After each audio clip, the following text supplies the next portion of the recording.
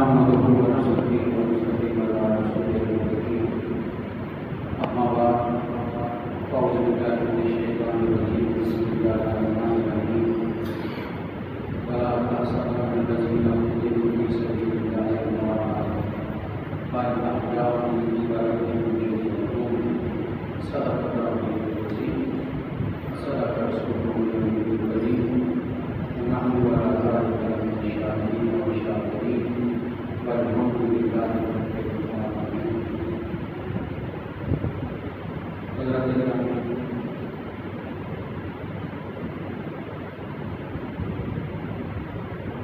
اسلام کی تاریخ میں بہت سے ایسے مواقع اور واقعات موجود ہیں جو انسان کے ایمان کو نئی زندگی اور بناتے ہیں. تاریخ انسانی میں شاید ایسے واقعات دوبارہ زندگی نہ ہو سکتی. کسی وجود پر کٹ مرنے کا جذبہ شاید قیامت تک دوبارہ نظر نہ آ سکے. ایک ہستی کے ساتھ محبت کا اظہار کا جو انداز اس دور میں نظر آتا ہے شاید دوبارہ ایسا نظر نہ آ سکے. اپنی جان کی پرواہ کیے بغیر تن من دن ایک ہستی کے اشارہ ابرو پر ہر وقت تیار رہنا یہ بڑے عظیم لوگوں کا کام ہوتا ہے. یہ ان لوگوں کا کام ہوتا ہے جو اپنے مقصد کے ساتھ پوری طرح متفق ہوتے ہیں اور اس کے ساتھ ان کی پوری توجہ ہوتی ہے. وقتی مفادات انسان لیتا ہے. جب کوئی انسان اوپر کی طرف جاتا ہے تو اس کے ساتھ بہت جڑ جاتے ہیں. لیکن جب اس شخص پر مشکلات سختیاں دشمنیاں آ جائیں تو اپنے بھی پیچھے آ جاتے ہیں. یہ تاریخ انسانی کا المیہ ہے اور آپ اور میں روزانہ اس سے گزرتے ہیں. جب خوشحالی ہوتی ہے تو سارے عزیز ہوتے ہیں اور جب انسان پر مشکل آئے تو اپنے بھی منہ موڑ لیتے ہیں. لیکن ایسے کٹھن لمحات میں جب ایک وجود کے خلاف پورا معاشرہ کھڑا ہو اور اس وجود کے ساتھ میدان میں نکلنا یہ بہت مشکل کام ہے. یہ ان صحابہ کرام کی عظمتوں کو سلام دے جنہوں نے کچھ پرواہ نہیں کی اور نبی صلی اللہ علیہ وسلم کے لیے میدان میں نکلا. ایک اشارہ ابرو پر خود پیشکشی کرتے رہے کہ یا رسول اللہ ہمیں اجازت دے ہم میدان میں نکلنا چاہتے ہیں. انہی میں سے ایک واقعہ تاریخ اسلام کا بڑا سنہرا جو اسی شوال کے مہینے میں ہوا غزوہ احد. یہ غزوہ 3 ہجری میں درپیش ہوا. بدر کے بعد اگلے ہی سال بدر 2 ہجری رمضان میں ہوئی ہے اور یہ شوال میں 3 ہجری میں واقعہ پیش آیا. مکے والے کسی طور پہ مسلمانوں کو چین سے بیٹھنے نہیں دینا چاہتے. بدر میں انہوں نے پوری کوشش کی لیکن مکے والوں کی جو سب سے ان کی جو لیڈرشپ تھی وہ ساری کی ساری بدر میں قتل ہو گئی. سب سے بڑا سردار مجاہد مارا گیا. قطبہ شیبہ ولید جتنے چوٹی کے ان کے رہنما لیڈر تھے جو بہت اپنے آپ کو بہادر اور نمایاں سمجھتے تھے وہ سارے ایک ہی جنگ میں تمام 70 کافر مارے گئے. ذرا غور کیجیے سوچیے ذرا ایک بستی ہو ایک علاقہ ہو اس علاقے کے رہنے والے لوگوں کے 70 افراد ایک ہی جنگ میں مارے گئے اور چھوٹے لوگ نہیں مرے سردار مرے تو اس بستی میں کیا پروگرام مچاؤ کیا نہیں وہاں پر انتقام کے جذبے ابھرے ہوں گے. ہندا جو حضرت ابو سفیان کی بیوی ہے اسلام کو لکھے حضرت ابو سفیان بدر میں ہندا کا باپ اس کا چچا اور اس کا بھائی اس جنگ میں مارے گئے. ایک ہی جنگ میں 3 قریبی عزیز اس کے مارے گئے. اس کے اندر ایک انتقام کی آگ تھی جو بڑک رہی. وہ اب اس انتقام کی آگ میں اندھی ہو چکی تھی اور تاریخ کہتی ہے کہ وہ گھر گھر جا کر لوگوں عورتوں کو اکسا رہی کہ تم مردوں کو اپنی جوانوں کو اکساؤ یا پھر ان سے کہو کہ چوڑیاں پہن لو، تم مرد نہیں ہو، کیونکہ مردانگی کو چیلنج کرو۔ سیرت نگاہ کرتے ہیں، سیرت ابن ہشام ہے تو دوسرے بھی کہتے ہیں اس نے محفلیں سجائی، جگہ جگہ محفلیں سجاتی تھی اور اتنی تیز گفتگو کرتی تھی کہ دلوں میں آگ لگا دو، کیونکہ ہر گھر سے کوئی نہ کوئی قتل ہوا تو ان کے انتقام کی آگ کو ہوا دے رہی تھی۔ اور ابو سفیان سردار ہے، اتبا مارا جا چکا ہے، اور اس کے بعد سردار مکہ حضرت ابو سفیان ہے۔ مکے کے لوگ جن کے عزیز قتل ہو چکے تھے بدر میں، وہ سارے مل کر ابو سفیان کے پاس آئے کہ ابو سفیان تم سردار ہو ہمارے، ہم اپنے مرنے والوں کا بدلہ لینا چاہتے ہیں، اس لیے ہمارے ساتھ چلو، قیادت کرو تم اس لشکر کی جو بدلہ لینے کے لیے مدینہ میں جائے گا۔ اور دوسری بات یہ کہ پوری تیاری کا اہتمام کرو، سامان خریدو، ہم سب اس سامان کی خریداری میں اپنا حصہ ڈالیں۔ یہ پیشکش کی گئی ابو سفیان، ان کے اندر بھی جو انتقام کی آگ اس کو ہوا دی گئی، اور ملا کر مکے والے پوری طرح لیس ہو کر 3,000 کا لشکر وہ مدینہ کی طرف روانہ، کہتے ہیں جن میں سے سب کے پاس سامان حرب تھا، سب کے پاس لڑائی کا سامان موجود تھا، کوئی بھی نہتا نہیں تھا، پوری تیاری کے ساتھ 3,000 افراد کا لشکر مدینہ پر حملہ کرنے کے لیے نکلا، اور کہا کہ کسی کو خبر نہیں کرنی، مدینہ میں خبر نہ ہو، ہم اچانک جائیں گے۔ لیکن حضرت عباس رضی اللہ تعالیٰ نبی صلی اللہ علیہ وسلم کے چچا، آپ ابھی اعلان نہیں کر دو، آپ نے اظہار نہیں کیا تھا ایمان لانے کا، اندر سے مسلمان ہو چکے تھے لیکن ظاہر نہیں کیا تھا، نبی صلی اللہ علیہ وسلم سے محبت کی ہوئی۔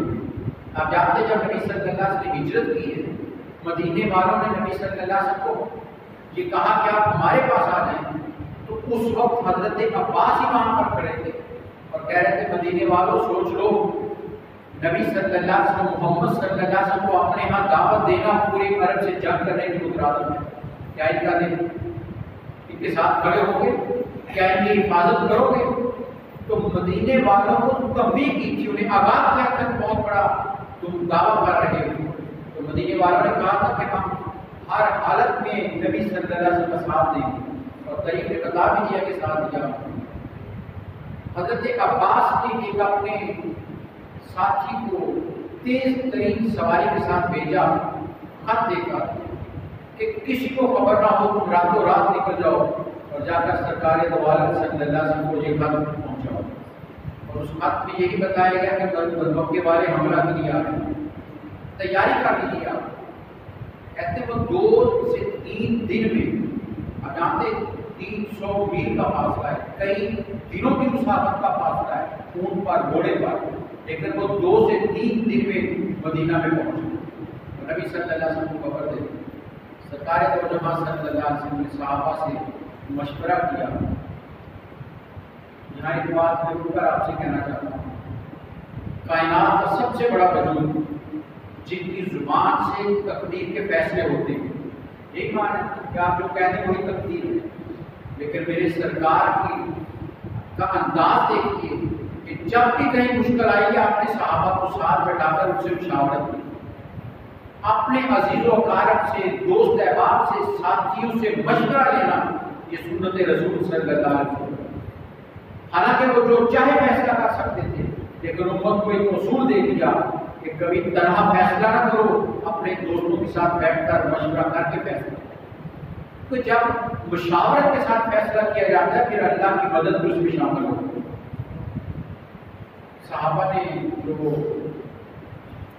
بڑے عمر کے صحابہ جنہوں نے جہاں سنا جیسے آپ حکم دیں، آپ نے فرمایا کہ میرا ارادہ یہ ہے کہ ہم مدینہ کے اندر رہ کر مقابلہ کریں، باہر نہ نکلیں، مدینہ میں رہیں اور مدینہ میں رہ کر دفاع کریں۔ لیکن کچھ نوجوان جو بدر کی جنگ میں شامل نہیں ہو سکے تھے، رہ گئے تھے، ان کے اندر جذبہ جہاد اتنا ہو چکا تھا کہ وہ یہ کہنے لگ گئے کہ نہیں ہم تو باہر نکل کر رہے، ہم باہر جانا چاہتے ہیں. اتنا انہوں نے اکسایا، اتنی باتیں کی، اتنا زور لگایا کہ نبی صلی اللہ علیہ وسلم کے بارے میں کہ آپ گھر تشریف لے گئے اور گھر سے جب باہر نکلے تو نبی صلی اللہ علیہ وسلم پوری زرہ اپنے اوپر پہنی ہوئی، سامان ہر پہنا ہوا تھا، تلوار زرہ سجا کر باہر نکلے. صحابہ کرام جو بڑے تھے انہوں نے ہاتھ جوڑ دیا، یا رسول اللہ بچے ہیں، نادان ہیں، آپ مدینہ میں رہ کر مقابلہ کریں، ہم آپ کے ساتھ ہیں. نبی صلی اللہ علیہ وسلم کی تاریخی جملہ ہوگا، میں میرے صحابہ سنو، اللہ کا نبی جس کام کا ارادہ کر لیتا ہے پھر اسے پیچھے نہیں ہٹتا. اب ہم باہر نکل کر لڑیں گے. نکلے، کہتے ہیں مغرب کی نماز کے بعد آپ نے حکم دیا کہ چلو، باز کیا. عشاء کی نماز کی مسجد میں ہوئی، مشاورت ہوتی رہی، مسجد بھی لوگ صحابہ بیٹھے ہوئے. کہتے ہیں آدھی رات کے بعد اعلان ہوا کہ باہر نکلنا. نبی صلی اللہ علیہ وسلم کی عادت کرتے ہوئے مدینہ سے نکلے اور کہا کوئی ایسا فرد ہے جو کوئی ایسا راستہ بتائے کہ ہم مکے والوں کو اچانک جا رہے ہیں، انہیں خبر بھی نہ ہو. ایک صحابی نے کہا یا رسول اللہ میں جانتا ہوں. تو وہ احد پہاڑ کے دوسری طرف سے لے کر ان کو میدان احد میں لے آئے. فجر کی نماز آپ نے احد پہاڑ کے قریب جا کر ادا کی، یعنی راتوں رات کرتے. 1000 صحابہ کرام کا لشکر مدینہ سے نکلا. جب ابھی احد سے تھوڑے فاصلے پر تھے، عبداللہ بن ابی جو منافقین کا سردار ہے، اس نے کہا کہ آپ سے ہمارا معاہدہ یہ ہوا تھا کہ ہم مدینے میں رہ کر لڑیں گے، آپ نے میری بات نہیں مانی، اس لیے میں آپ کا ساتھ نہیں دوں. اور 300 اپنے ساتھیوں کو لے کر علیحدہ ہوا.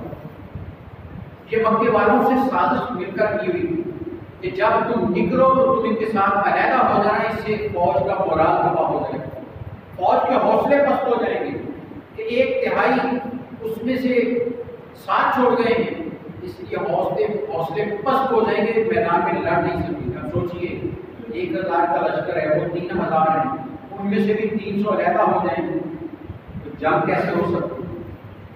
کتنا مشکل بن رہا ہے. 700 افراد کے ساتھ نبی صلی اللہ علیہ وسلم فرمایا کہ تمہاری مرضی ہے لیکن ہم میدان میں پہنچیں گے.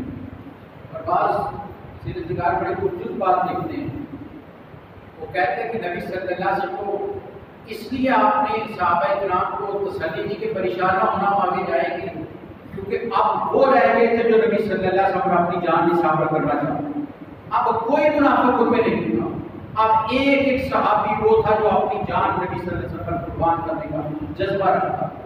مخلص لوگ ساتھ تھے. نکل آئے احد میں.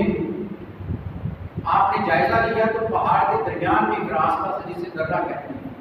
پہاڑ کے درمیان میں آپ نے حضرت عبداللہ بن جبیر کو کہا کہ تم اپنے 50 ساتھیوں کے ساتھ یہاں پہنا دو، تیر انداز مقرر کر دیا. فرمایا تم نے کسی حالت میں بھی یہ جگہ نہیں چھوڑی کہ کہیں دشمن پیچھے سے نہ آ جائے، اور خود آگے خیمے لگا دیے اور اس کے آگے دشمن کھڑا ہے. آپ نے بڑی سخت وہاں جو تاریخ میں احادیث میں روایات ہیں، آپ نے حضرت عبداللہ بن جبیر کو کہا کہ اگر ہمیں صحرا کے جانور بھی آ کر اٹھانا شروع کر دے تو انہیں جگہ نہیں چھوڑی. ہمارا ایک ساتھی قتل اور شہید ہو جائے تو انہیں جگہ نہیں چھوڑی، کچھ بھی ہو جائے تو انہیں اس جگہ کو نہیں چھوڑی. اتنا پکا کیا. یہ جنگی حکمت عملی تھی نبی صلی اللہ علیہ وسلم. جنگ لڑی کیسے جاتی ہے؟ جنگ شروع ہوئی اور تاریخ کہتی ہے ایسی انسان کی جنگ کہ جس میں صحابہ اکرام نے وہ جوہر دکھائے ہیں کہ جو آج تک انسان کی مردانگی کے لیے ان کو ان کے ماتھے کا جھمر بن کر سامنے آتے ہیں. بڑے خوبصورت واقعات ہیں. ایک صحابی نبی صلی اللہ علیہ وسلم پر تن من دھن قربان کرنے کو تیار تھا. کہتے جب حملہ ہوا جناب سیدنا امیر حمزہ رضی اللہ عنہ نبی صلی اللہ علیہ وسلم کے چچا بھی تھے، آپ کے دو شریک بھائی بھی، پھر سویبہ کا دور نبی صلی اللہ علیہ وسلم نے بھی کیا ہے اور حضرت حمزہ نے. عمر میں بھی صرف 2 سال کا فرق ہے. ہم عمر ہے تقریباً، اور نبی صلی اللہ علیہ وسلم سے بہت قربت ہے، بہت پیار ہے، اور حضرت حمزہ کے بارے میں کہا جاتا ہے مکے میں ان جیسا وجیح انسان کوئی نہیں، وجاہت تھی ان کے اندر، پاکپن تھا ان کے اندر۔ حضرت حمزہ کے بارے میں کہ دونوں ہاتھوں میں تلواریں لے کر وہ میدان میں دونوں ہاتھوں سے تلوار چلاتے تھے، اتنے جدھر جدھر سے گئے۔ صحابی کہتے ہیں میں نے دیکھا حضرت سیدنا حمزہ جس طرف بھی جاتے تھے دشمن کی لاشوں کے ڈھیر لگ جاتے۔ کیوں؟ میرے نبی صلی اللہ علیہ وسلم نے ارشاد فرمایا تھا، فرمایا حمزہ کون ہے؟ فرمایا آسمانوں میں اسے اسد اللہ اور اسد رسول نہیں کہا جاتا، اللہ کا شیر اور اللہ کے رسول کا شیر۔ فرمایا آسمانوں میں یہ نام ہے ان کا، اور نبی صلی اللہ علیہ وسلم کو محبت کی تھی۔ حدیث کہتی ہے کہ صحابی کہتے ہیں کہ نبی صلی اللہ علیہ وسلم کے پاس جب بھی کوئی شخص آتا کہ یا رسول اللہ صلی اللہ علیہ وسلم بیٹا ہوا ہے، کوئی نام تجویز کیجیے، نام رکھنا چاہتا ہوں۔ آپ کہتے ہیں تمہارا بتاؤ کیا رکھنا چاہتے ہو؟ کہ یا رسول اللہ یہ نام رکھ لیں، اچھا نام ہوتا۔ آپ کہتے ہیں اچھا رکھ لو، لیکن ساتھ ہی کہتے ہیں اگر مجھ سے میری پسند پوچھتے تو مجھے حمزہ بڑا اچھا لگتا۔ میں اتنی دفعہ یہ نبی صلی اللہ علیہ وسلم جملہ دہرایا، بار بار صحابہ کرام سے کہا جو بھی نام پوچھنے کے لیے آتا، اور میں تم یہ نام رکھ لو لیکن مجھے تو حمزہ سب سے اچھا لگتا۔ اتنی محبت تھی نبی صلی اللہ علیہ وسلم حضرت سیدنا امیر حمزہ رضی اللہ، بڑی جان ساری سے لڑے۔ حضرت حنظلہ، حضرت ابو دجانہ، حضرت طلحہ، حضرت سعد بن ابی وقاص، ایک ایک صحابی کے واقعات کو پڑھ لیجیے، حضرات گرامی ہمارے ایمان کو تازگی ملے۔ میں ایک تو واقعہ صرف رکھنا چاہتا ہوں کہ ایمان ہوتا کیا ہے، محبت رسول کس چیز کا نام ہے۔ آج ہم محبت کا دعویٰ کر کے وقت نکالنے کو تیار نہیں، ہم خرچ کرتے ہوئے سوچتے ہیں 100 بار، لیکن ذرا دیکھیے میرے نبی کے صحابہ کرام کو کس طرح نبی صلی اللہ علیہ وسلم پر اپنا تن من دھن قربان کیا۔ حضرت ابو دجانہ رضی اللہ کے بارے میں کہ نبی صلی اللہ علیہ وسلم فرمایا کہ کون ہے اپنی تلوار ہاتھ میں پکڑی اور یوں لہرائی، اور فرمایا کون ہے جو اس تلوار کا حق ادا کرے۔ صحابہ نے پوچھا یا رسول اللہ سے اس تلوار کا حق کیا ہے؟ فرمایا اس تلوار کا حق یہ ہے کہ جب تک یہ ٹوٹتی نہیں ہے دشمن کے ساتھ قلم کرتا چلا، لڑتا چلا جائے۔ بڑے بڑے صحابہ نے کہا یا رسول اللہ میں کہتا ہوں، فرمایا آپ اپنی تلوار پیچھے کھینچ لیتے۔ بڑے بڑے صحابہ آئے، حضرت ابو دجانہ آئے رضی اللہ عنہ، یا رسول اللہ صلی اللہ علیہ وسلم اس کا حق میں ادا کروں گا۔ میرے نبی جو انسان کی تقدیر کو جانتے ہیں، جو اس کی زندگی کے ایک ایک لمحے سے واقف ہیں، میرے نبی نے وہ تلوار حضرت ابو دجانہ کو کہا۔ اور حضرت ابو دجانہ کے بارے میں کہ انہوں نے سرخ رنگ کا ایک رومال اپنے سر پر باندھا، جس کے بارے میں کہا جاتا ہے جب وہ باندھ لیتے تھے اس سے مراد یہ ہوتی تھی کہ آپ کو ابو دجانہ یا تو مار کر آئے گا یا پھر خود مار کر آئے گا، اب کوئی اور صورت باقی نہیں ہے، اب ہر صورت لڑ کر رہے گا، خالی ہاتھ واپس نہیں آئے گا۔ حضرت ابو دجانہ کو تلوار لے کر کود پڑے دشمن، جدھر جدھر بھی گئے ہیں دشمن کیوں یہ تلوار میرے رسول نے تھا، جدھر بھی وہ تلوار چلی ہے دشمن کے ساتھ تن سے جدا ہوتے چلے۔ اب جانتے اس جنگ میں حملہ ہو گیا، نبی صلی اللہ علیہ وسلم پر چاروں طرف سے جلگار ہو گئی، آپ صلی اللہ علیہ وسلم کو چاروں طرف سے کفر نے گھیر لیا، اور صحابہ کرام کی جرأتوں کو دیکھیے، آپ کی بہادری کو دیکھیے۔ حضرت ابو دجانہ کے بارے میں کہ نبی صلی اللہ علیہ وسلم کو کفر نے گھیرا ڈالا ہوا ہے، اور حضرت ابو دجانہ رضی اللہ تعالیٰ حضرت گرامی محبت میں ادب یہ ہوتا ہے، محبت ادب شناس ہوتی ہے۔ کون جنگ کے موقع پر جانتا ہے کہ اس وقت ادب کرنا ہے کیا کرنا ہے، جان کے لالے پڑے ہوتے ہیں، لیکن قربان ہے صحابہ کرام کی عظمتوں کے۔ حضرت ابو دجانہ نبی صلی اللہ علیہ وسلم کے حفاظت میں کھڑے ہو گئے، دفاع میں کھڑے ہوئے، لیکن کس طرح ارے اپنی پیٹھ میرے سرکار کی طرف نہیں کی، پشت مبارک سرکار کی طرف نہیں کی، سارے تیر اپنی پشت پر کیے ہیں۔ صحابہ کہتے ہیں ہم نے دیکھا 70 تیر نیزے اور تلواروں کے زخم کی پشت پر لگے، پرواہ نہیں کی۔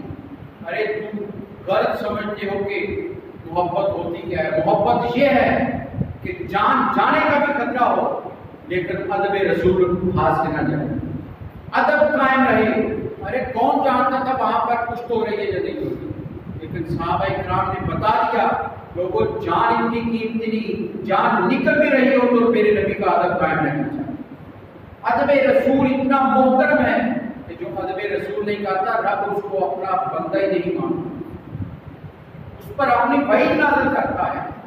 تو وہ حضرت ابو درداء یوں اپنی پشت پر سارے زخم سہ لیے، لیکن نبی صلی اللہ علیہ وسلم کی طرف پشت نہیں کی ہے۔ حضرت طلحہ کے بارے میں جناب سیدنا ابو بکر صدیق رضی اللہ عنہ کہتے ہیں جب ان سے پوچھا جاتا احد کے واقعات بیان کرو تو جناب ابو بکر صدیق رضی اللہ عنہ کا جملہ ہے ارے احد کے بارے میں کیا پوچھتے ہو، وہ دن تو طلحہ کا دن تھا، حضرت طلحہ کا دن تھا۔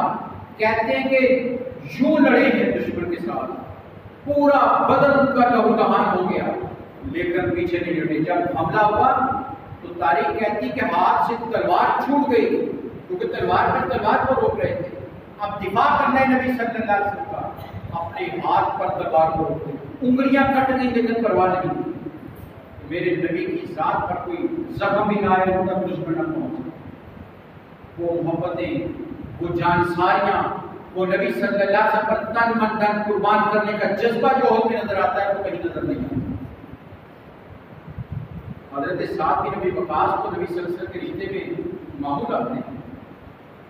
روایت ہے کہ حضرت سعد تیر چلا رہے تھے، صحابہ کہتے ہیں کہ حضرت سعد باہر وہ موجود ہیں جن کے لیے میرے نبی صلی اللہ علیہ وسلم اپنے ماں اور باپ دونوں کو جمع کیا۔ فرمایا سعد تیر چلاؤ، فدا کا ابھی باؤں گی، اے سعد میرے ماں باپ تجھ پر قربان تم تیر چلاتے چلے۔ اور حضرت سعد کہتے ہیں 1000 تیر میں نے اس دن چلایا ہے کیونکہ نبی صلی اللہ علیہ وسلم مجھے دیتے جا رہے تھے، میں چلاتا رہا۔ یہ جذبے، یہ قوت میرے نبی سے محبت کا نتیجہ ہے۔ یہ نبی صلی اللہ علیہ وسلم سے عشق اور محبت کے انداز ہیں کہ اپنی ذات کی پرواہ نہیں کی ہے، سب کچھ قربان کر دیا۔ حضرت مالک بن سنان کے بارے میں کیا خوبصورت روایت ہے، کہتے جب نبی صلی اللہ علیہ وسلم پر دشمنوں نے حملہ کیا، آپ پر زخم آیا چہرے پر، تو آپ کی جو آپ نے زرہ اوپر پہنے ہوئی اس کی جو زنجیریں تھی وہ آپ کے چہرے پہ دھنس گئی، تو کہا نکالنی کیسے؟ حضرت طلحہ نے کہا کہ یہ ہم مجھے دو، میں نکالوں، یہ اعزاز مجھے دے دو۔ ہاتھ سے نہیں نکالی، اپنے دانتوں سے ان کو آہستہ آہستہ کہتے جب کھینچا تو خون بہنا شروع ہوا، اندر دستی ہوئی، خون میرے نبی کے وجود سے نکلا۔ حضرت مالک بن سنان آگے بڑھے، حضرت گرامی سوچئے میرے نبی سے محبت کا انداز کیا ہے۔ حضرت مالک بن سنان آگے بڑھے، میرے نبی صلی اللہ علیہ وسلم کے وجود سے خون بہ رہا ہے، اور انہوں نے وہاں اپنا منہ رکھ کر خون چوسنا شروع کر دیا۔ نبی صلی اللہ علیہ وسلم پوچھا ہے مالک کیا میرا خون پی رہے ہو، چوس رہے ہو؟ کہ یا رسول اللہ آپ کے بدن سے نکلنے والا خون ہے جسے میں اپنے اندر اتار رہا ہوں۔ اس لمحے میرے سرکار نے فرمایا ارے جس کا خون میرے خون سے مل گیا اس پر دوزخ کی آگ حرام ہو۔ نے کہا یہ کیا کر رہے ہو، یہ تو گندا ہوتا ہے، اسے بہنے دو، یہ اچھا نہیں ہے، خون حرام ہے آپ جانتے ہیں، لیکن یہ میرے نبی کا خون ہے۔ خود ارشاد فرما دیا، فرمایا جس کے خون میں میرا خون شامل ہو گیا اس پر دوزخ کی آگ حرام ہو گئی ہے۔ یہ اعزاز حضرت مالک بن سنان کو ملا کہ وہ خون اپنے اندر اتارا۔ یہ محبت کے انداز عجیب نظر آتے ہیں غزوہ احد میں، یوں میرے سرکار پر اپنا تن من دھن قربان کیا ہے۔ ایک صحابی حضرت مصعب بن عمیر، نبی صلی اللہ علیہ وسلم جنگ شروع ہونے سے پہلے علم ان کو عطا کیا، جھنڈا جب جنگ ہوتی تھی تو ایک علم بردار ہوتا تھا جو لشکر کا جھنڈا اٹھا کر چلتا تھا، اور جھنڈا جب تک بلند رہتا تھا اور کے حوصلے بلند رہتے کہ ہم لڑ رہے ہیں، بھاگے نہیں ہیں، ہم دشمن سے مقابلہ کر رہے ہیں۔ حضرت مصعب بن عمیر کے ہاتھوں میں قلم ہے احد کے میدان میں، دشمن نے دیکھا کہ ان کو گرانا چاہیے، علم گرے گا تو فوج سمجھے کہ شکست ہو گئی ہے، انہوں نے حملہ کیا حضرت مصعب بن عمیر پر۔ آپ کا دایاں ہاتھ جس میں علم اٹھایا ہوا تھا، تاریخ کہتی ہے تلوار چلائی اور ہاتھ کاٹ۔ حضرت مصعب بن عمیر کون ہے؟ حضرت مصعب بن عمیر جنہیں میرے سرکار نے مدینہ آنے سے پہلے معلم بنا کر مدینہ میں بھیجا، استاد بنا کر مدینہ میں بھیجا تھا، ایک فرد کو بھیجا تھا، اور جب میرے سرکار مدینہ میں آئے تو مدینے کی بچیاں بھی میرے نبی کے ترانے گائے۔ یوں محبت رسول اندر اتار دی تھی حضرت مصعب بن عمیر نے، اور پھر وجود بھی کیسا ہے، ان کے بارے میں کہا جاتا ہے شبیہ رسول تھے، نبی صلی اللہ علیہ وسلم سے شکل بڑی ملتی، ہاتھ کٹ گیا، حضرت مصعب بن عمیر نے نعرہ بلند کیا، ارے تم غافلو سمجھتے ہو کہ ہم جھنڈا نیچے گرنے دیں گے؟ یہ نہیں ہو سکتا، اپنے دوسرے ہاتھ میں جھنڈا نیچے نہیں آنے دیا، دشمن نے دوسرا وار کیا، آپ کا بایاں ہاتھ کاٹ دیا، حضرت مصعب بن عمیر نے اپنے کٹے ہوئے ہاتھوں کو سینے سے جوڑ کر جھنڈا بلند کر دیا۔ یہ جرأت، یہ کیا دنیاوی لالچ تھا؟ کوئی مال کی طرف تھی؟ کیا تھا اس کے پیچھے؟ اس کے پیچھے فقط یہ تھا کہ میرے رسول مجھے دیکھ رہے ہیں، میں اپنے نبی پر تن من دھن قربان کر دوں گا تو ان کی نظروں میں سرخرو ہو جاؤں۔ ارے وہاں سے محبت کا ایک زمزمہ بہ نکلا، تو یہ جان تو کیا چیز ہے، ہزاروں جانیں قربان کی جا سکتی۔ کرو تیرے نام پہ جا فدا، نہ بس ایک جان دو جہاں فدا، ارے دو جہاں سے بھی نہیں جی بھرا، کرو کیا کرو دو جہاں ہرا۔ یا رسول اللہ صلی اللہ علیہ وسلم آپ پر تن من دھن قربان، یہ ساری کائنات آپ پر قربان، یہ تو بڑی چھوٹی ہے، ایسی ہزاروں میں ہوتی تو آپ پر قربان کرتی۔ وہ وجود مکرم نبی صلی اللہ علیہ وسلم اور کے میدان میں حضرت حنظلہ کی تاریخ دکھائی گئی۔ حضرت حنظلہ کے بارے میں کہا جاتا ہے ان کے باپ ابو عامر اوس قبیلے کے تھے، یہ مسلمانوں سے بغاوت کر کے مکے والوں سے مل گئے، فاسق ہو گئے تھے۔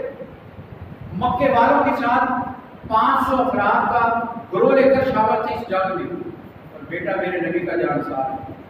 حضرت حنظلہ گھر میں شادی ہوئی ہے، پہلی رات ہے، اپنی بیوی کے ساتھ کمرے میں ہیں، پچھلی رات آوازیں آئیں کہ جہاد جہاد کے نبی صلی اللہ علیہ وسلم پکار دیا کہ جہاد کے لیے نکلو، کان میں آواز آئی جہاد کی، فوری طور پر نکلے۔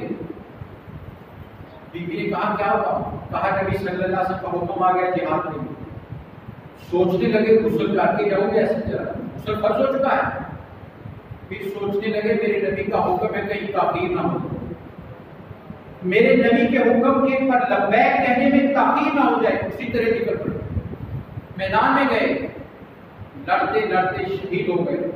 جب جنگ ختم ہوئی، لاشیں اکٹھی کی جا رہی ہیں، نبی صلی اللہ علیہ وسلم سے صحابہ نے کہا یا رسول اللہ حضرت حنظلہ کی لاش نہیں گر گئی، اور میں کیوں پریشان ہوتے ہو؟ ارے اسے جنت کے فرشتے غسل دے رہے ہیں، ابھی آ جائے گا۔ اور صحابہ کہتے ہیں تھوڑی دیر کے بعد ہم نے پہاڑ کے دامن میں حضرت حنظلہ کی لاش کو دیکھا، کہتے خدا کی ذات کی قسم بالوں سے ابھی بھی پانی کے قطرے بہ رہے ہیں۔ اس لیے حضرت حنظلہ کو وزیر الملائکہ کہا جاتا ہے، وہ فرد جسے ملائکہ نے غسل دیا کہ غسل واجب تھا، لیکن میرے نبی کی آواز پر لبیک کہتے ہوئے پرواہ نہیں کی۔ رب نے کہا اب تم کامیاب ہو گئے اپنے نبی کی بات پر لبیک کہتے ہوئے، ہم تمہیں ناپاک نہیں لے کر جائیں گے، تمہیں جنت کے فرشتوں سے غسل دیں گے۔ رات گرامی عظمتیں دیکھیے صحابہ کرام، جوش و جذبہ دیکھیے، اور حضرت حمزہ کیا ان کی شان بیان کریں گے، اس جنگ میں جس جرأت کے ساتھ کھڑے ہیں، جس بہادری کے ساتھ کھڑے ہیں، قربان جائیں ان کی عظمتوں پر۔ لیکن یہی وہ جنگ ہے جس میں ہندا نے واشی کے ذریعے حضرت حمزہ کو شہید کروایا۔ واشی غلام تھا، اسے لالچ کیا گیا کہ اگر تم ان کو مار دو تو تمہیں آزاد کر دیں۔ غلام کو اور کیا چاہیے؟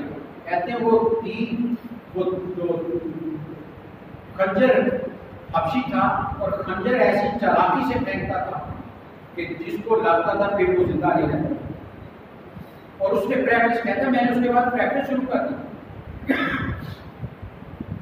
حضرت حمزہ کو دیکھ کر لڑ رہے ہیں، پیچھے چھپ کر جا رہا، حضرت حمزہ کے پیچھے سے وار کیا، وہ خنجر سیدھا آپ کے پشت مبارک میں پیوست ہوا اور آگے سے نکل گیا۔ آپ مڑ کر واپس آئے، وہ خود کہتے ہیں واشی بعد میں مسلمان ہو گئے، کہتے ہیں حضرت حمزہ ایک زخمی شیر کی طرح میری طرف، لیکن زخم اتنا شدید تھا کہ چند قدم چل کر گر گئے، اور وہیں شہادت کو قبول کر لی۔ اور اس نے حضرت حمزہ کے جسم کا چاک کر کے کلیجی نکالی اور ہندا کو جا کر دی کہ دیکھو میں نے مار دیا۔ وہ چل کر آئی، حضرت حمزہ کا دل گردہ نکالا اور چبانے کی کوشش، بعض روایت کہتی ہیں اس نے پازیب بنا دی، پاؤں میں پہنی اور مکے میں جب گئی تو وہ پہنی ہوئی، یہ بھی تاریخ کہتی ہے۔ جسم کو کاٹ دیا، میرے نبی صلی اللہ علیہ وسلم جب خبر ملی ہے، صحابہ کہتے ہیں میرے نبی صلی اللہ علیہ وسلم کبھی ہم نے آپ کے رونے کی آواز نہیں سنی تھی، پہلی مرتبہ ہچکی کے ساتھ روئے ہیں وہ حضرت حمزہ کی شہادت پر۔ موسلادھار آنسو بہے میرے سرکار کے چچا تھے، محبت کرنے والے تھے اور پھر رضائی بھائی، بہت محبت تھی نبی صلی اللہ علیہ وسلم، انہیں سید الشہداء کہا میرے نبی صلی اللہ علیہ وسلم، اور کتنی محبت کی ہے۔ بعد میں جب تک نبی صلی اللہ علیہ وسلم ظاہری حیات میں زندہ رہے ہیں، آپ ہر سوموار اور بعض کہتے ہیں بدھ کے روز مسجد سے چل کر آپ احد میں جاتے اور حضرت حمزہ کی قبر پر کھڑے ہو کر فاتحہ پڑھتے۔ باقاعدگی کے ساتھ آپ کا یہ معمول تھا کہ ہر ہفتے آپ جاتے تھے اور سیدنا امیر حمزہ کی قبر پر کھڑے ہو کر دعا کیا۔ قربان جائیں سیدنا امیر حمزہ کی عظمتوں پر، ارے جہاں بار بار میرے نبی کی رحمت کے ہاتھ اٹھے، دعا کے لیے ان کی عظمتوں کو کون پا سکتا ہے؟ اس لیے تو آج ہم کسی بھی مدنی سے پوچھیں، اللہ توفیق دے، جائیے سب وہاں جائیں، کسی مدنی سے پوچھ لیے حضرت حمزہ کے بارے میں، وہ نام ملے گا، وہ کہے گا گورنر مدینہ، امیر شہر کہیں گے انہیں۔ اور مدینے والوں کو ایمان میں آپ کو بتاؤں، وہاں کے رہنے والے نے بتایا ہر بدھ کی رات کو مدینے والے چل کر جاتے ہیں حضرت حمزہ کی قبر پر اور وہاں پر رات گزارتے ہیں، اور کہتے ہیں کہ جب ہمارا کوئی کام نہ ہو رہا ہو تو ہم سیدھے ان کی قبر پر جا کر دعا کرتے ہیں، اللہ وہ کام آسان کر دے۔ وہ بھی شہید، بڑا نقصان وہی چاہیے، لیکن آخر میں اوپر بھاگا۔ وہ جو تیر انداز کر کیے تھے انہوں نے جگہ چھوڑی جس کا نقصان ہوا، پیغام مل گیا کہ لوگوں قیامت تک آنے والوں ایک بات ذہن میں رکھو، جو بھی میرے نبی کے حکم کو ٹالے گا نقصان اس کا مقدر بنے۔ نبی صلی اللہ علیہ وسلم فرمایا جب تک میں نہ کہوں جگہ نہیں چھوڑ دی، میرے نبی کی اجازت سے پہلے جگہ چھوڑ دی۔ حضرت خالد بن ولید جو بھی مکے والوں کی طرف سے آئے تھے، پیچھے سے آئے اور حملہ کر دیا اور بہت نقصان ہوا اس میں، 70 صحابہ کرام شہید ہوئے، بہت بڑے نامی گرامی صحابہ اس جنگ میں شہید ہوئے۔ خود نبی صلی اللہ علیہ وسلم کو زخم آئے، خون بہا، دانت پر زخم آیا، پہاڑ کے دامن میں آپ کو لے جایا گیا، کفر نے جلگار کیا آپ پر، لیکن بعد میں جب نبی صلی اللہ علیہ وسلم نے صحابہ کو آواز دی، صحابہ نکلے پھر دوبارہ، تو پھر مکے والے میدان چھوڑ کر بھاگ گئے۔ لیکن ایک پیغام یہ جنگ ہمیں دیتی ہے کہ لوگوں اگر کامیاب زندگی گزارنا چاہتے ہو اپنے نبی کے کسی حکم کو ٹالو، جو ادھر سے حکم مل جائے اس پر آمنا وصدقنا کہہ کر عمل کرنا چاہیے۔ فائدہ اسی میں ہے جو میرے سرکار حکم دیتے ہیں، جہاں تم اپنی مرضی کرو گے وہاں نقصان اٹھاؤ گے۔ اور احد کی جنگ یہ بتا رہی ہے کہ ان 50 تیر اندازوں نے ایک جگہ چھوڑی اپنی مرضی سے اور نقصان اٹھایا، یہ جھٹکا دیا رب نے۔ ارے میرے نبی کی بات کو معمولی نہ سمجھنا، یہ تقدیر کے فیصلے، یہ جو کہہ دیتے ہیں خدا وہی کرتا ہے۔ ارے تم لاکھ کوشش کر کے دیکھ لو، وہ کبھی تمہارا مقدر نہیں بنے گا، تمہیں وہی ملے گا جو میرے سرکار کا۔ اس لیے حضرات گرامی پڑھیے گئے واقعات کو، یہ کوئی قصہ کہانی نہیں ہے، یہ ہمارے ایمان کی جان بنتے ہیں، ہمیں ایک نیا بلبلہ دیتے ہیں یہ واقعات، ہمیں ایک تازگی دیتے ہیں کہ ایمان والے زندہ جڑا کر کیوں اپنے نبی کے نام پر سب کچھ قربان کرنے کو تیار ہو جاتے ہیں۔ کوئی بھی ایک لمحے کے لیے نہیں سوچا کہ میرے ساتھ حضرت عبداللہ بن جہش کے بارے میں انہوں نے حضرت سعد کو بلایا، جنگ کی رات، صبح جنگ ہو رہی ہے، کہا سعد یہ جنگ کا میدان ہے، آؤ میں آپ کو مل کر دعا کرتے ہیں، میں دعا کروں گا تم آمین کہنا، تم دعا کرو گے میں آمین کہوں۔ کہتے ہیں حضرت سعد کہ ہم بہت پہاڑ کے ساتھ کھڑے ہو گئے، کہتے پہلے میں نے دعا مانگی کہ یا اللہ صبح میدان میں جنگ ہو